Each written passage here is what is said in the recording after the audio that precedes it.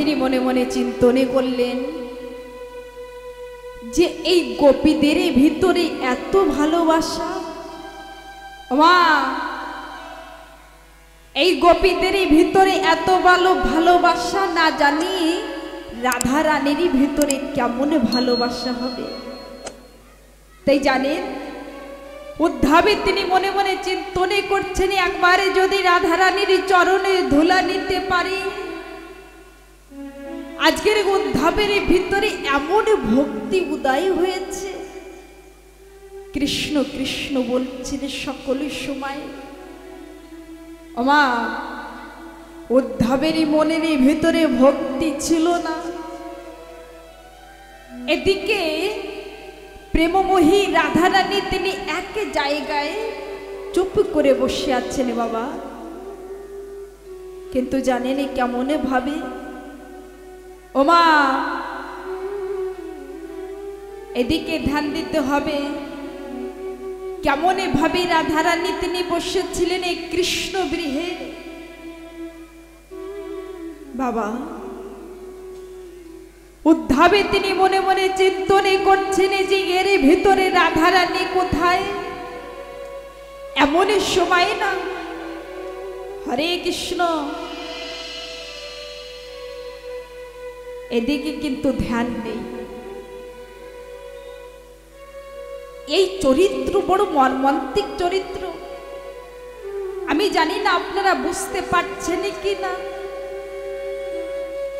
কিন্তু যদি মনে দিয়ে শ্রবণে করেন না প্রত্যেকটি শব্দেরই ভিতরে রস, প্রত্যেকটি শব্দেরই ভিতরে প্রেম আছে। মনে দিয়ে যদি শ্রবণে করেন তাহলে তো এই ভাষাকে বুঝতে পারবেন, আর নয় বুঝতে পারবেন না। এইদিকে তাকান, কে যাচ্ছে কে কি করছে এ দেখার কি দরকার আছে? দুর্গা পুজোর সময় মেলার মাঠে গিয়ে দেখতে পারবেন না মা? একটু কটু কথা বলছি, কেননা আপনারা যদি এদিক ওদিকে করেন তা আমি কোথা থেকে কি করব? কেন একের সঙ্গে একের কথা বলছেন? কে যাচ্ছে কে আসছে কি প্রয়োজন আছে দেখার? অল্প কিছু সময় এই চরিত্রকে মনে দিয়ে শ্রবণে করেন মা, একবার প্রেম সে বলেন রাধে রাধে। উদ্ধবে তিনি মনে মনে চিন্তনে করছেন যে রাধা রানী কোথায়।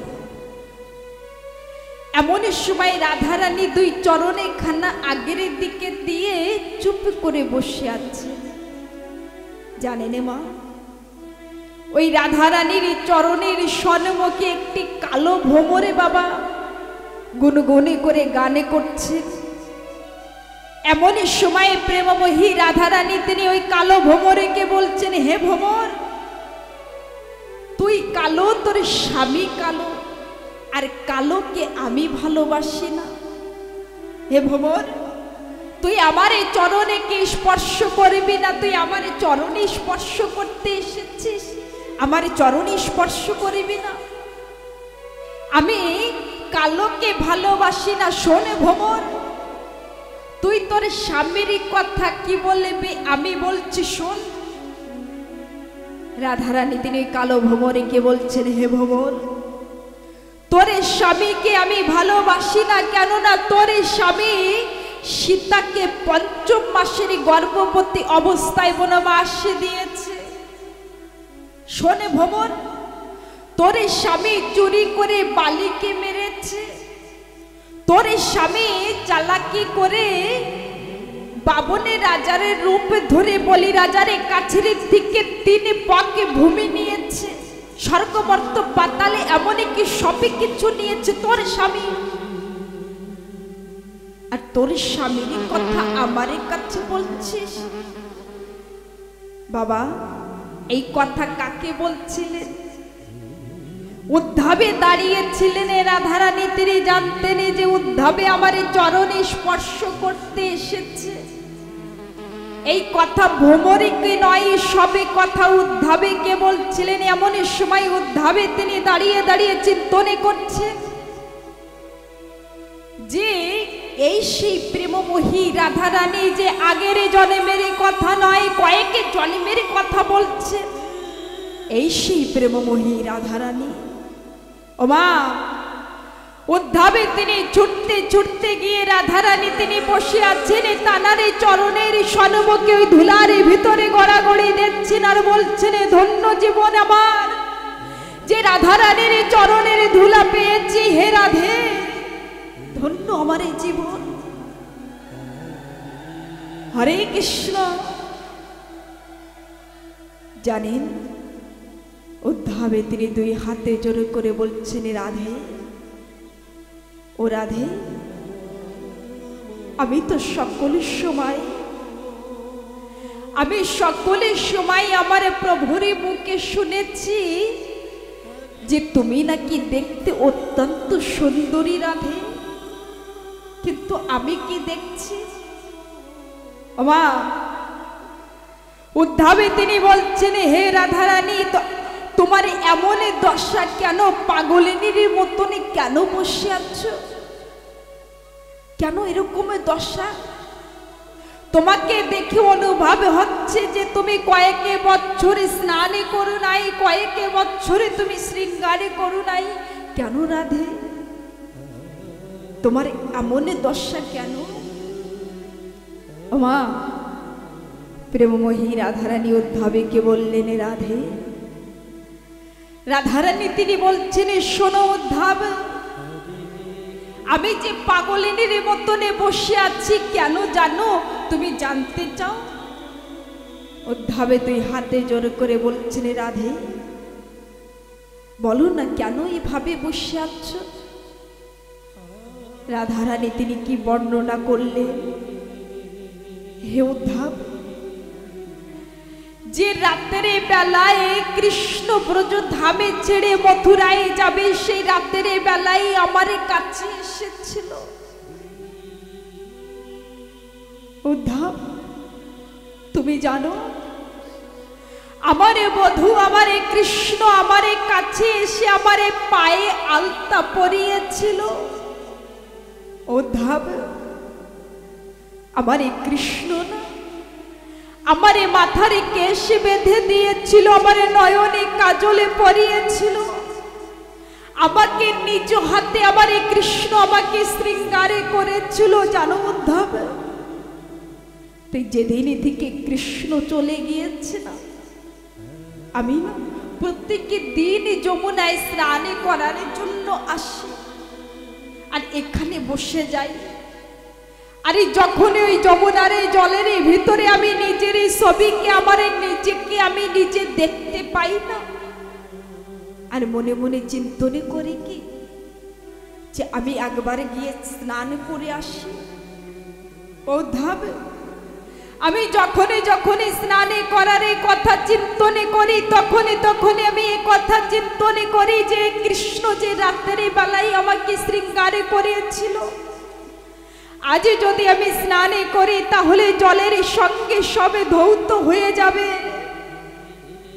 জানো উদ্ধাব, আমি যখন আমার এই দুই পায়ের দিকে তাকিয়ে থাকি না, তখন আমার এমন অনুভব হয় যে আমার এই কৃষ্ণ আমাকে আলতা পরিয়ে দিচ্ছে। জানো উদ্ধাব, উদ্ধাব, আমি যখন ওই জলের ভিতরে আমি আমার এই ছবিখানা দেখি, তা এমন অনুভব হয় যে কৃষ্ণ মনে আমার শৃঙ্গারে করছে, আমার এই মাথার কেশ বেঁধে দিচ্ছে। উদ্ধাব, যেদিন থেকে কৃষ্ণ চলে গিয়েছে, সেদিন থেকে আমি স্নানে করি নাই, সেদিন থেকে এইভাবে বসে আছি। প্রত্যেকে দিনই যমুনার কাছে এসে বসে আর প্রত্যেকে দিন স্নানে না করে আমি চলে যাই। আমি স্নানে করতে পারি না কেন? যদি স্নানে করি যমুনার জলের সঙ্গে সবে ধৌত হয়ে যাবে। আমি কি দিয়ে আমার কৃষ্ণকে মনে করব? উদ্ধাবে আমি স্নানে করি। উদ্ধাবে তিনি বলছেন, अहो यज्ञ समय पुराधनम भवे लोके पूजितः वासुदेव भगवती ईश्वमितः।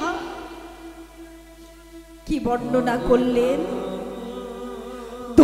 এই গোপীগণে ধন্য ব্রজবাসী। যদি কোনো মানবে যদি ভালোবাসা যদি ভক্তি পেতে চায়, তাহলে এই গোপীগণদের এই প্রেমময়ী রাধারানীর ব্রজরসকে যদি নিতে পারে, সেই মানবে একমাত্র আমার এই গোবিন্দর শ্রী চরণেকে লাভ করতে পারবে, ভক্তিকে অর্জন করতে পারবে। এই জগতে যদি ভক্তিরই কথা আসে, তা এই গোপীগণ, এই গলেগণ, আমার এই রাধারানী ভক্তির কথাই আসবে। যদি কোনো মানবে ভক্তিকে অর্জন করতে চায়, তা গোপী ভাবে ধারণ করতে হবে। গোপীদের ভিতরে কেমনে ভাবে ছিল, সেই ভাবেকে নিতে হবে। আমার এই রাধারানী তিনি ঠাকুরকে কোনে ভাবে ভালোবেসেছিলেন, সেই ভাবেকে নিতে হবে। হে ঠাকুর ভক্তগণ, জানেন সকলে উদ্ধাবিকে নিয়ে কোথায় গিয়েছে? ভক্ত শ্রীরামের কাছে। ওমা, ভক্ত শ্রীরামে তিনি আজকের না খেয়ে পিছনে ধরা হয়েছে। সকলে উদ্ধাবিকে নিয়ে বলছেন, দেখো শ্রীরামে কে এসেছে আমাদের ব্রজধামে। রাধারানীও তিনি দাঁড়িয়ে আছেন। বাবা, এমন সময় শ্রীরামে তিনি বলছেন, হে রাধে, ব্রজধামে কে এসেছি আমি এ কথা জানি না, কিন্তু আমি এ কথা জানি যে আমার এই কৃষ্ণ আসতে পারে না।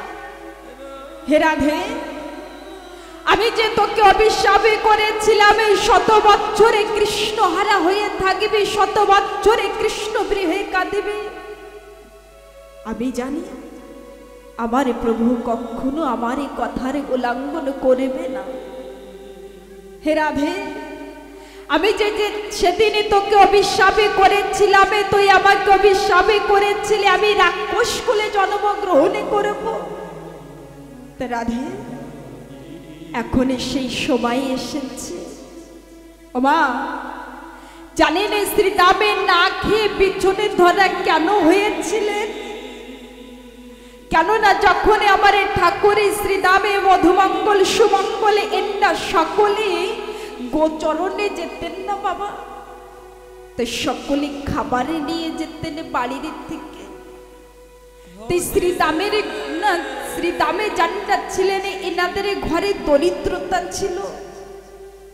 শ্রীরামের মা নাকি ওই গোপীদের বাসি রুটি শ্রীরামকে দিতেন সকালে বেলায়, আর শ্রীরামকে বলতেন, হে শ্রীরাম, এই রুটিকে নিয়ে যাবে বাবা, এটাই তুমি পাবে গোচরণে গিয়ে। কেননা আমার তো সামর্থ্য নেই আমি তোমাকে ভালো ভালো ব্যঞ্জনে তৈরি করে দেব। মা, মা যশোদা তিনি কি করতেন? কৃষ্ণকে সুন্দর সুন্দর খাবারে দিতেন। বাবা, এই গোচরণে গিয়ে আমার ঠাকুর সকলে রাখালে গন্ধরে নিয়ে প্রসাদে পাওয়ার জন্য বিরাজমান হয়েছে। আর প্রত্যেকের দিনই জানেন ঠাকুরে কি করতেন? ও মাইয়া, ঠাকুরে কি করতেন জানেন? ঠাকুর তিনি শ্রীরামকে বলতেন, হে শ্রীরাম, হে সখা, তুমি না আজকে আমারে পাশে বসবে, তুমি আমাকে খাইয়ে দেবে, আমি তোমাকে খাইয়ে দেব। আর শ্রীরামে কি করতেন? নিজের বাসি রুটিকে খুলে, মা আজকের শ্রীরামে তিনি ওই বাসি রুটিকে আমার ঠাকুরের মুখে তুলে ধরছেন। আমার ঠাকুর সেই সুন্দরী মা যশোদা যা তৈরি করেছিল, সেই সুন্দর সুন্দরী খাবারকে আজকের শ্রীরামের মুখে তুলে ধরছে। ভক্তর অধীনে আমার ভগবানে বাধা আছে। আজকের ঠাকুরে তিনি ভক্তের জন্য বাসি রুটিকে প্রত্যেক দিন পেতেন, আরে নিজের ভালো খাবারকে আমার ঠাকুরে ভক্তের মুখে তুলে ধরতে। এত করুণাময়, এত দয়ালু আমার হরি, কিন্তু আমরা বুঝতে পারলাম না, চিনতে পারলাম না। মা, তাই শ্রীরামে প্রতিজ্ঞা করেছে বলেছিলেন যে আজকের এই কৃষ্ণ চলে গিয়েছিলাম এই বৃন্দাবনে ছেড়ে, তা আমিও শ্রীধামে প্রতিজ্ঞা করছি যে কৃষ্ণ আমার মুখে প্রত্যেকের দিন অন্ন তুলে ধরত, আজকে কৃষ্ণ চলে গিয়েছে। তা আমিও শ্রীধামে প্রতিজ্ঞা করছি যে আজ থেকে আমি কখনো মুখে নিজের হাতে দিয়ে আমি অন্ন প্রসাদে তুলে ধরবো না, আমি প্রসাদে পাবো না। তাই শ্রীধামে তিনি না খেয়ে পিছনে ধরা হয়েছিলেন, মৃত্যু শয্যায় আছেন। এমন সময় রাধারানীকে বলছেন, হে রাধে, এখন আমার যাবার সময় এসেছে, সকলে আমাকে এখন বিদায় দাও, আমার যাবার সময় এসেছে, আমাকে যে রাক্ষস কুলে জন্মগ্রহণ করতে হবে রাধে। বাবা শ্রীধামে তিনি আস্তে আস্তে ঠাকুরকে ডাকতে ডাকতে নিজের শরীরে ছেড়েছে। আজকে শ্রীধামে তিনি সেই রাক্ষস কুলে জন্মগ্রহণে পেয়েছেন রাধারানীর অভিশাপে। এদিকে জানেন উদ্ধবে তিনি ঠাকুরকে বলেছিলেন যে প্রভু আমি ব্রজধামে যাব, কিন্তু বেশি সময় থাকবো না, বেশি কয়েকদিন নয়। ওমা জানেন উদ্ধবে তিনি কয়দিনের জন্য ব্রজধামে এসেছিলেন? মাত্র 7 দিনের জন্য। আর উদ্ধবে তিনি আজকের এক এক করে ওই ব্রজধামে 6 মাস আছে। মথুরায় যাবার কথা আরে বলছেন না, কখনো কৃষ্ণ বলে ধুলারে পরে অচেতন হয়ে পড়ে যাচ্ছেন, কখনো রাধা রাধা বলে কাঁদছেন। সকলে গোপীগণে রাধারানীর নাম বলছেন, উদ্ধবে তুমি মথুরায় যাবে না? উদ্ধবে বলছেন, রাধে ওই কৃষ্ণ এত নিষ্ঠুর, ওই এত পাষাণে, আমি গিয়ে বলবো যে কেন এত পাষাণ? এই গোপীগণ, এই গলেগণ, মা যশোদা, নন্দরাজা সকলে হা কৃষ্ণ বলে কাঁদছে, কিন্তু কৃষ্ণ এত নিষ্ঠুর। হে রাধে আমি গিয়ে বলবো যে কেন এত নিষ্ঠুর হয়েছে? শ্রীধামে তিনি ঠাকুরের কাছে মথুরায় গিয়ে ঠাকুরকে বলছেন, হে প্রভু